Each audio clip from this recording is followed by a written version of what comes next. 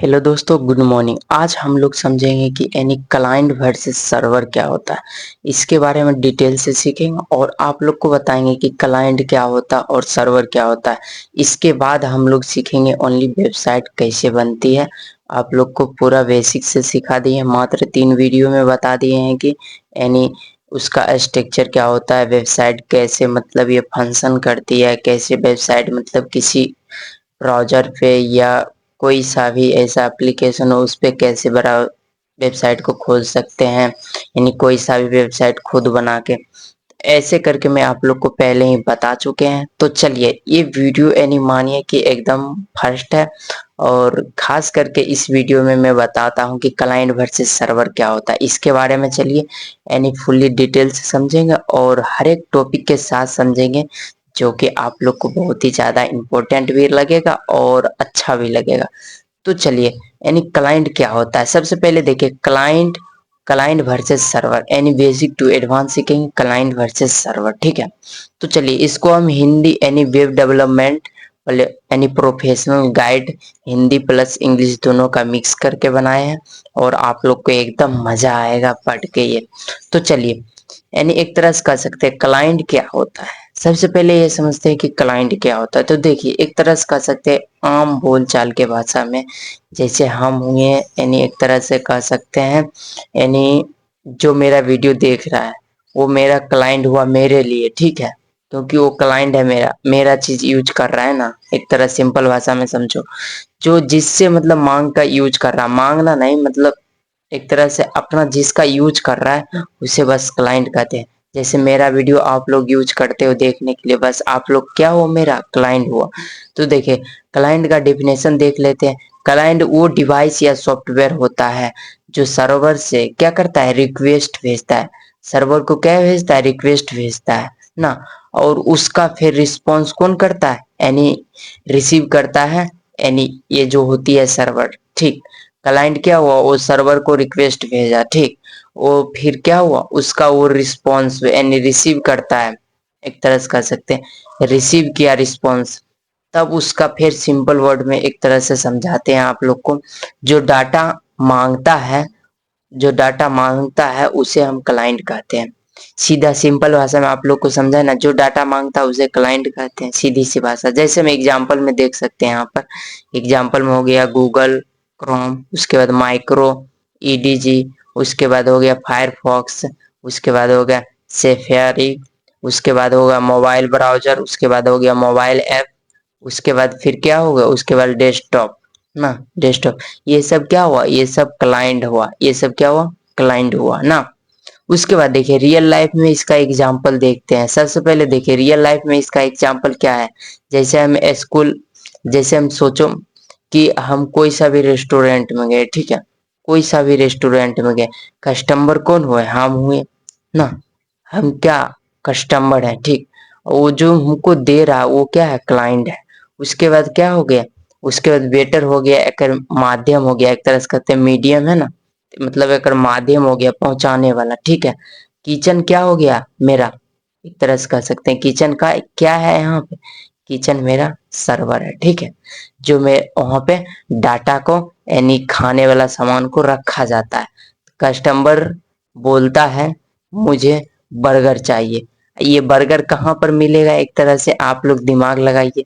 ये किचन में बर्गर बनता है ना, और भेज देता है कौन, भेजता है वेटर के द्वारा।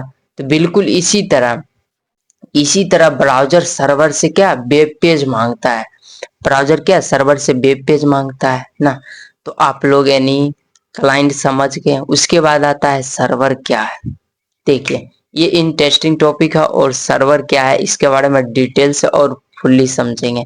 तो चलिए, यहाँ पे सर्वर एक क्या है, पावरफुल कंप्यूटर या सॉफ्टवेयर होता है। सर्वर सीधी सी बात है, एक पावरफुल और सॉफ्टवेयर या कंप्यूटर होता है जहां पे डाटा को क्या करते हैं हम लोग, स्टोर करते हैं ना, सीधी सी बात में। उसके बाद देखिए, डाटा स्टोर करता है ना, उसके बाद क्या करता है, रिक्वेस्ट रिसीव करता है। जब हम लोग को मतलब एक तरह समझाते हैं, जैसे हम मतलब कंप्यूटर में कुछ इनपुट दिए, ठीक है। ये ब्राउजर पे जैसे माना कि हम फायरफॉक्स खोले, ठीक है, यानी कोई सा भी वेबसाइट खोले, ठीक। वो मतलब हम ब्राउज़र में पहले इनपुट दिए ना कीबोर्ड से, मैं इस जगह क्या हुआ क्लाइंट, उसको वेब पेज भेजेगा सर्वर के पास, सर्वर फिर रिसीव करेगा, रिसीव करके उसे रीड करेगा, रीड करने के बाद क्या सही है क्या गलत है तब वो मुझे क्या देगा, वेब पेज देगा ना। इसी को सीधी सिंपल भाषा में समझाओ सर्वर होता है। उसके बाद देखिए ये क्या करता है, रिक्वेस्ट प्रोसेस करता है जैसे आप लोग को हम बताए थे, उसके बाद रिस्पॉन्स भेजता है कि हाँ ये सब ठीक ठाक है फलना चिलना, ये सब बात इसमें बताता है ना। तो चलिए अभी चार्ज नहीं है, बैटरी चार्ज लगाते हैं पहले, 1 मिनट।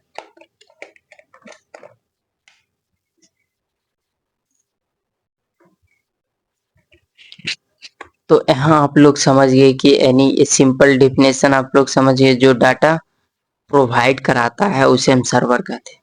जैसे आप लोग का मम्मी पापा क्या है, आप लोग के लिए सर्वर है, मेरे मम्मी पापा क्या मेरे लिए सर्वर है ना।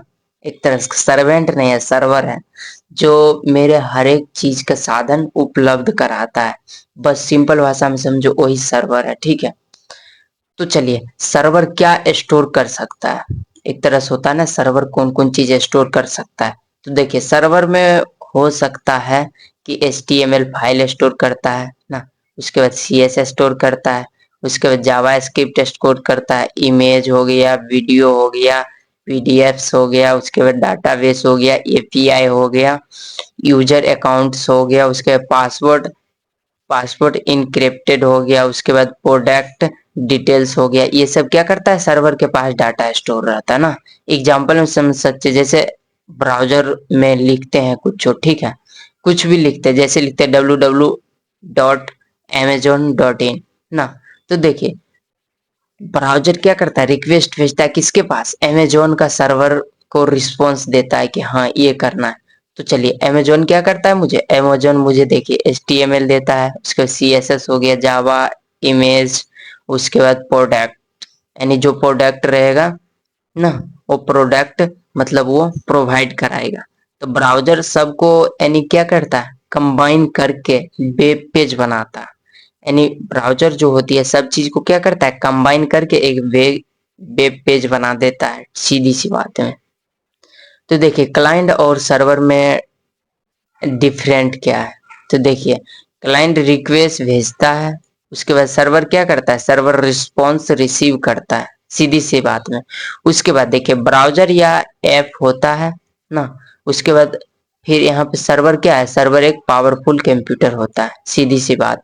उसके बाद देखिए क्लाइंट क्या हुआ, यूजर हुआ, यानी क्लाइंट क्या हो गया, यानी जो यूजर यूज करता है ओकरा हम क्लाइंट कहते हैं। और वेबसाइट को होस्ट करता है, यानी होस्ट करता है ओकरा हम सर्वर कहते हैं। डाटा डाटा मांगता है कौन, डाटा मांगेगा क्लाइंट ही ना, और उसको देगा डाटा कौन, यानी डाटा देता है कौन, सर्वर देता है, सीधी सी बात है। उसके बाद ये देख सकते हैं यहाँ पे रिस्पॉन्स रिसीव करता है कौन, यानी क्लाइंट करता है। उसके बाद रिस्पॉन्स सेंड करता है कौन, यानी ये सर्वर करता है। क्लाइंट वो रिस्पॉन्स मांगा तो ये सर्वर के पास गया, सर्वर उसे रिसीव करके फिर सेंड करता है। देखिए क्लाइंट सर्वर आर्किटेक्ट, एकरा मतलब अच्छा से समझेंगे ना।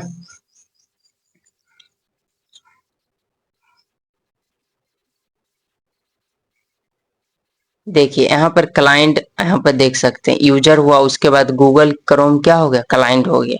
उसके बाद HTTP, यानी ये रिक्वेस्ट भेजता है। HTTP का फुल फॉर्म होता है हाइपर टेक्स्ट ट्रांसफर, यानी प्रोडक्ट, ये होती है। उसके बाद देखिए वेब सर्वर, तो देखिए अच्छे यानी एक तरह से कह सकते हैं एनिक्स, एनगिक्स एक होती है ना, वैसे ही टाइप का ये होता है, यानी एक तरह से कह सकते हैं वेब सर्वर। उसी तरह एप्लीकेशन सर्वर एक तरह से कह सकते हैं, एप्लीकेशन सर्वर में क्या आ जाता है, एप्लीकेशन सर्वर में आता है नहीं नोट JS, PHP, जावा स्क्रिप्ट, ये सब हो जाता है।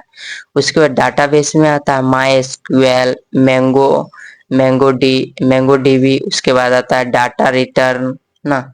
उसके बाद आता है रिस्पॉन्स कौन करता है, गूगल क्रोम करता है। उसके देखिए क्लाइंट और रिक्वेस्ट कैसे भेजता है, क्लाइंट देखिए सबसे पहले रिक्वेस्ट एग्जांपल में समझ सकते हैं, सबसे पहले ब्राउजर में लिखता है वो, यानी www यानी HTTPS सेमी कॉलन वाला बिंदी उसके बाद स्लैश और youtube.com लिखता है ना ऐसे करके, उसी तरह ब्राउजर सर्वर को क्या करता है, रिक्वेस्ट भेजता है। उसके बाद रिक्वेस्ट में होता है यूआरएल, ब्राउजर इंफॉर्मेशन, उसके बाद कुकीज, उसके बाद हेडर, उसके बाद मेथड।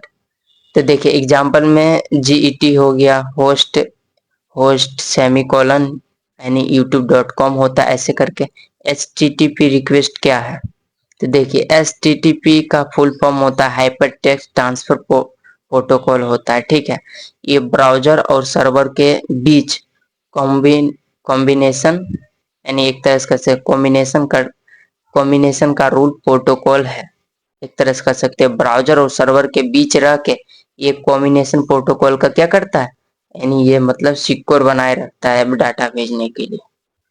उसके बाद देखिए H T T P S क्या है, S double T P S क्या है, तो देखिए H double T P S है तो hyper text transfer protocol secure, यानी ये दोनों के बीच में रह के ये क्या करता है, काम करता है। एक तरह से कह सकते हैं डाटा नॉर्मल जाता है कौन, H T T P S के द्वारा, उसके बाद डाटा इनक्रिप्ट होकर जाता है। तो चलिए आज के लिए इतना ही, फिर मिलते हैं नेक्स्ट वीडियो में और एक तरह से कह सकते हैं धांसू टॉपिक के साथ। अब बताएंगे HTML का, एक तरह से कह सकते हैं हर एक टॉपिक बताएंगे और खास करके ये बात पर चर्चा करेंगे कि HTML में हम लोग को क्या पढ़नी है। और अगला वीडियो में हम लोग पढ़ेंगे HTML में, यानी एक तरह से कह सकते हैं कि HTML में अगला वीडियो में पढ़ना है हम लोग को मतलब HTML का स्ट्रक्चर, ठीक है। HTML का स्ट्रक्चर एक बार आप लोग समझ गए ना तो समझिए बल्ले बल्ले है। तो एक एक टॉपिक पे चर्चा करेंगे HTML का स्ट्रक्चर पर। चलिए आज के लिए इतना ही, फिर मिलते हैं नेक्स्ट वीडियो में। आज के लिए बाय बाय।